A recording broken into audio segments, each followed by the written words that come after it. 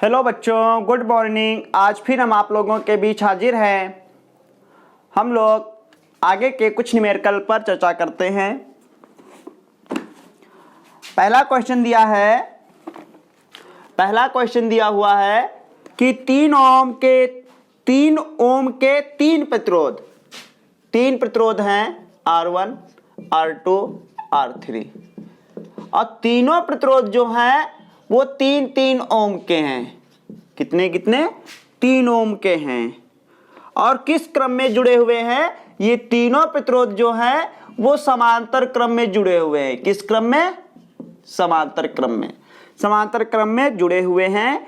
उनके तुल्य प्रतिरोध का मान पूछ रहा है। तुल्य प्रतिरोध क्या होता है? R। तुल्य प्रतिरोध R का मान पूछ रहा है। तो हमने कल फार्मूला बताया था कि जब 3 प्रतिरोध या 3 से अधिक प्रतिरोध समांतर क्रम में जुड़े होते हैं तो उनका तुल्य प्रतिरोध के लिए सूत्र होता है 1/R बराबर 1/R1 plus 1/R2 plus 1/R3। पढ़ा था? अगर 4 प्रतिरोध होते तो 4 हो जाते, 5 होते तो 5, 2 होते तो 2 ही रखते। ठीक, तो क्या बन जाएगा? R1 का मान 3 है, R2 का मान 3 है और R3 का मान 3 है। तीनों का हर बराबर है। एलसीएम लेते हैं 3, 1 प्लस 1 प्लस 1 तो 1 2 3 कितना हो गया? 3 3 कैंसिल, कितना हो गया? 1/R बराबर। अब क्या करते हैं? तो 1/R बराबर 1/1, 1 के नीचे कुछ भी नहीं है तो 1 तो है ही। अब क्या करते हैं? क्रॉस मल्टीप्लाई कर लेते हैं तो R बराबर कितना आ जाएगा? 1 ओम। ये चिन्ह लगा सकते हैं या हिंदी में भी लिख सकते हैं 1 ओम। ठीक, तो तुल्य प्रतिरोध कितना आएगा? 1 ओम आएगा। बहुत अच्छा सवाल था, सबको समझ में आ गया होगा। ठीक, अगला क्वेश्चन बहुत अच्छा है। दूसरा क्वेश्चन है, देखिए, कह रहा है 5 ओम प्रतिरोध के तार के साथ एक 5 ओम, दूसरा है क्वेश्चन, 5 ओम प्रतिरोध का एक तार है, इसके साथ कितने ओम का तार जोड़ा जाए? इसके साथ कितने ओम का? मान लीजिए 100 ओम का जोड़ा जाए और किस क्रम में जोड़ा जाए? समांतर क्रम में जोड़ा जाए। किस क्रम में जोड़ा जाए? समांतर क्रम में जोड़ा जाए, ताकि परिणामी प्रतिरोध या तुल्य प्रतिरोध जो है वो 4 ओम का हो जाए। किस क्रम, कितने का हो जाए? 4 ओम का हो जाए। समझ में आ गया? देखिए आगे,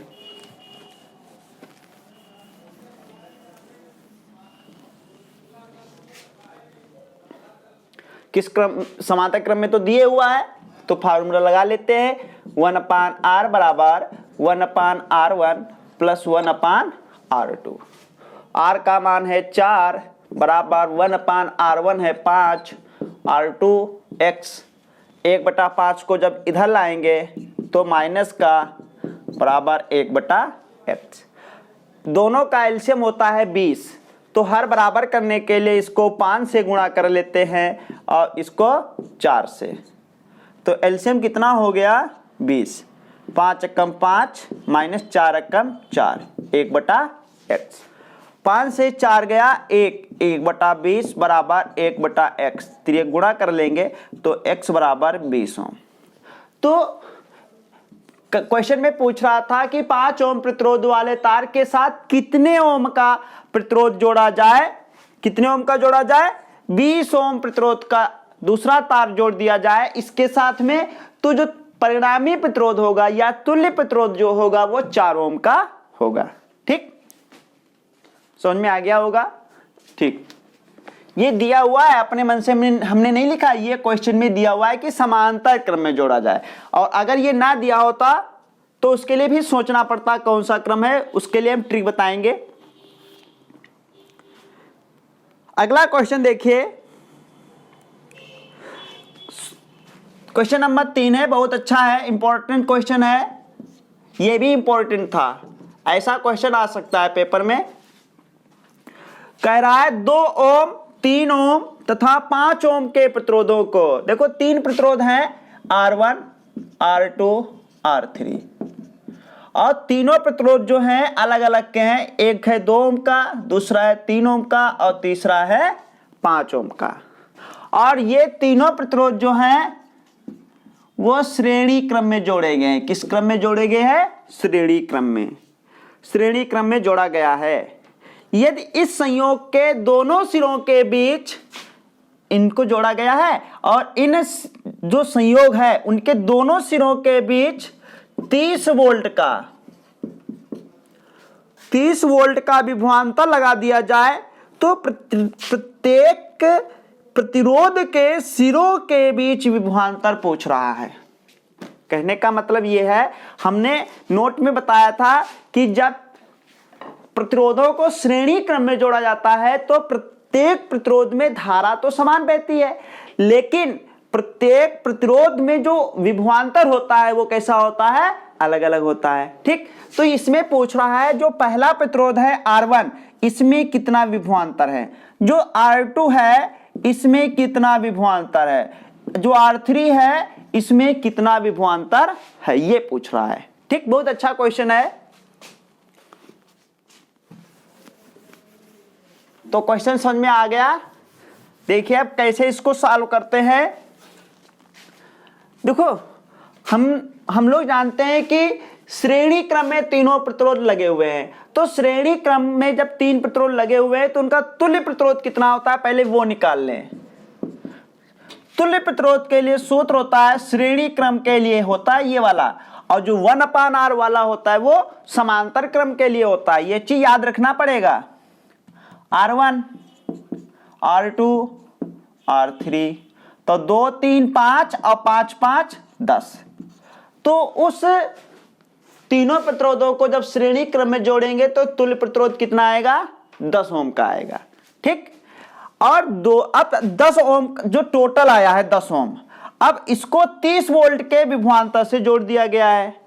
तो जो परिपथ बनेगा उसमें धारा कितनी उत्पन्न होगी पहले ये निकाल ले, क्योंकि हम जानते हैं श्रेणी क्रम में सभी प्रतिरोधों में धारा समान बहती ना, तो धारा निकाल ली जाए। अब क्या करते हैं, तो धारा के लिए सूत्र पड़ा था V बराबर IR, इसे हम ओम का नियम भी कहते हैं।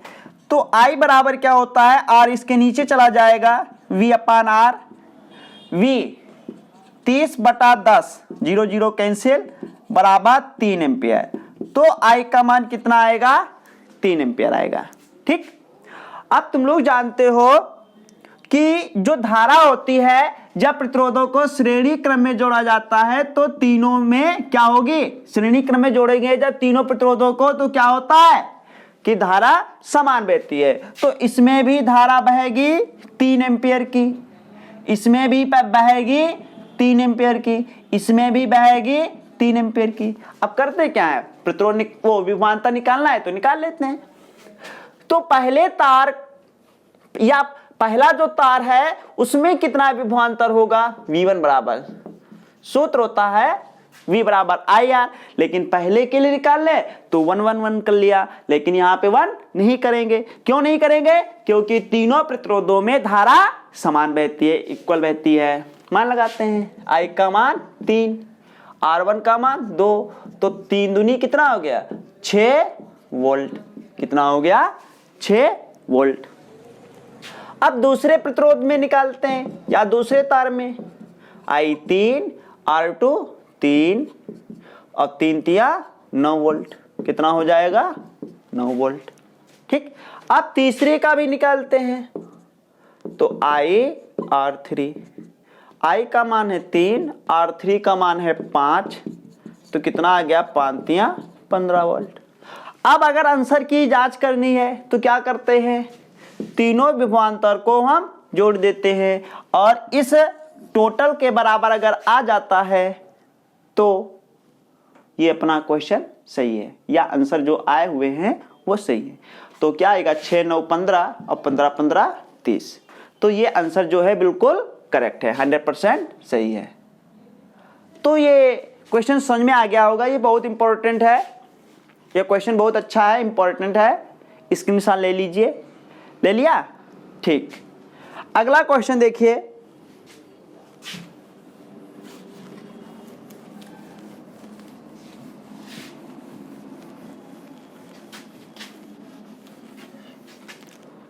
इसके बाद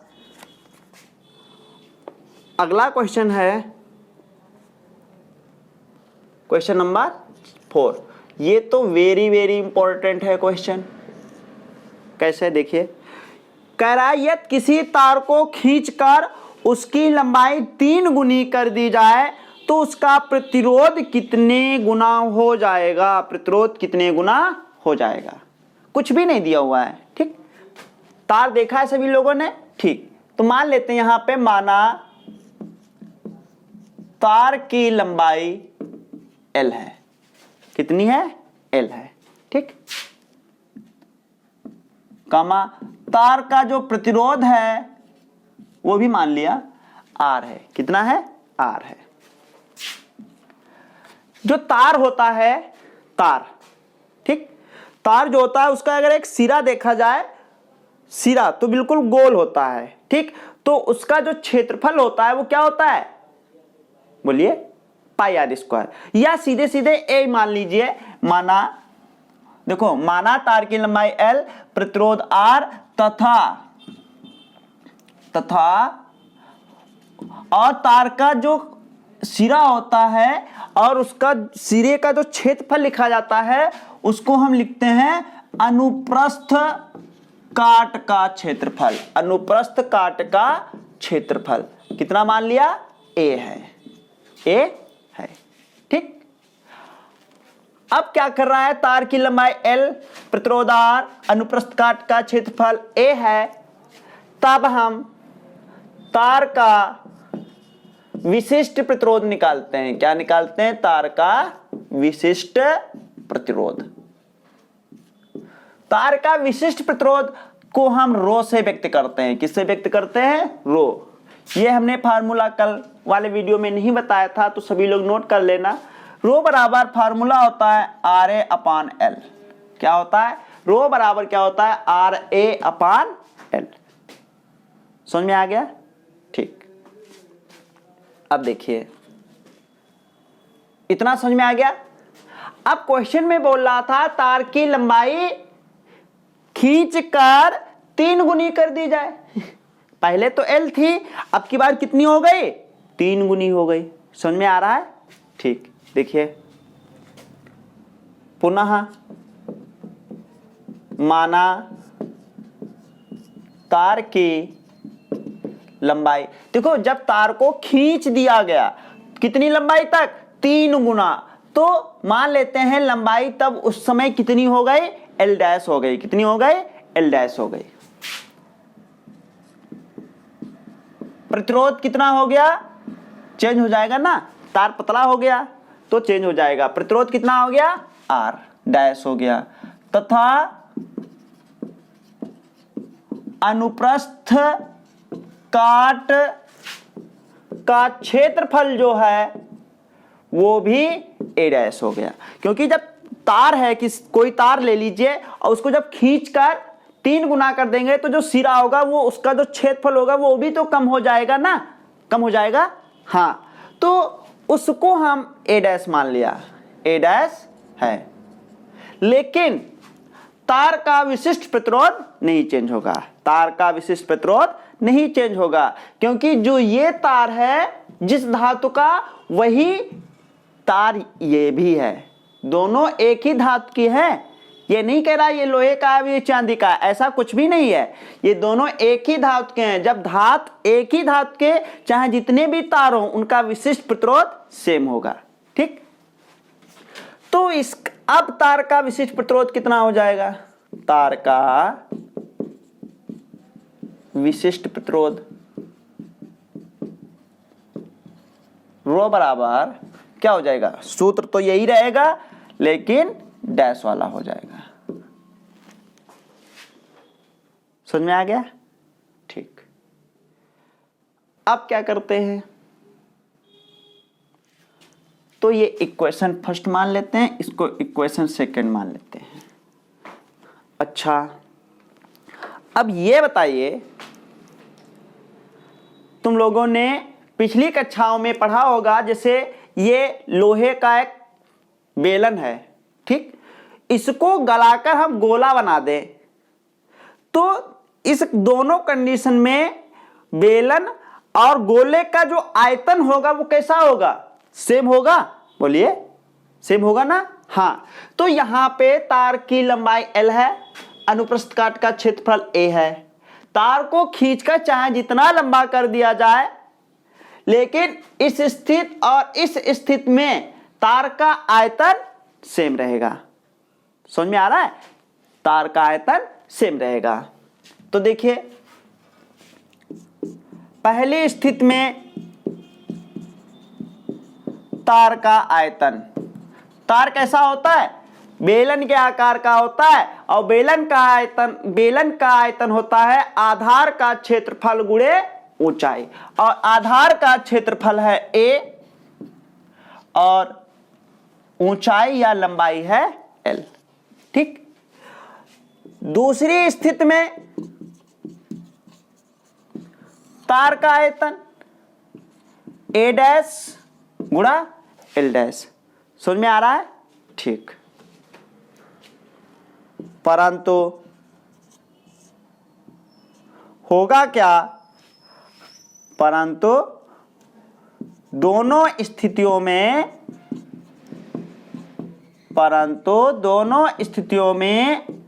आयतन बराबर होगा, आयतन बराबर होगा। तो क्या बन जाएगा, A गुणा L बराबर A डैश गुणा L डैश, L डैश, ठीक। A डैश को इधर लाते हैं, L को उधर ले जाते हैं। देखिए क्या बन जाएगा, A अपान A डैश बराबर L डैश अपान L। अब ये लंबाई जो है इसकी 3 गुनी है, तो जो ये वैल्यू होगी वो 3 के बराबर होगी कि नहीं होगी। अब ये चीज, ये लाइन समझ में आई, नहीं आई, देखिए। अच्छा बताइए L डैश बराबर होगा कितना, ये लंबाई जो है इस लंबाई को खींचकर 3 गुना करने पर जो लंबाई बनती वो वाली है ये। तो जो पहले वाले तार की लंबाई L हो गई, तो जब तार को खींचकर 3 गुना कर देंगे तो वो लंबाई कितनी होगी, 3L होगी कि नहीं होगी। अब L को इसके नीचे लाएंगे तो L डैश अपान L बराबर कितना हो जाएगा, 3, ठीक। ये समझ में आ गया, इतना समझ में आ गया, ठीक। अब हम इधर थोड़ा कर देते हैं, समझ लेना थोड़ा, या ऐसा करते हैं, थोड़ा ऊपर रफ करते हैं।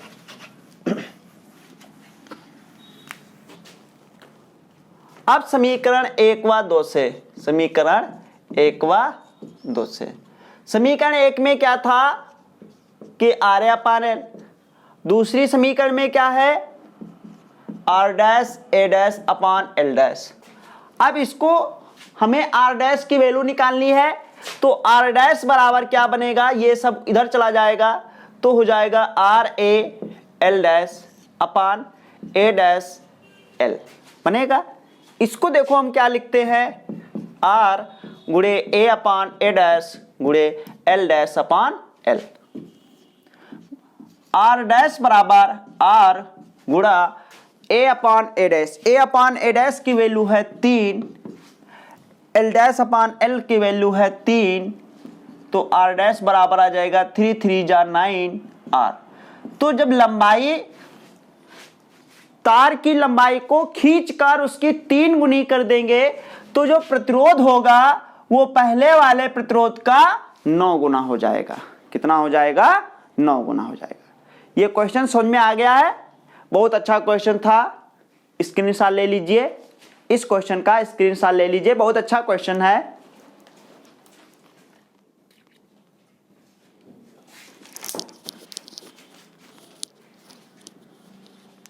सभी लोगों ने स्क्रीनशॉट ले लिया। आज हम इतने ही क्वेश्चन रखते हैं, जो शेष क्वेश्चन रह गए हैं उन पर कल चर्चा करेंगे। Okay bye.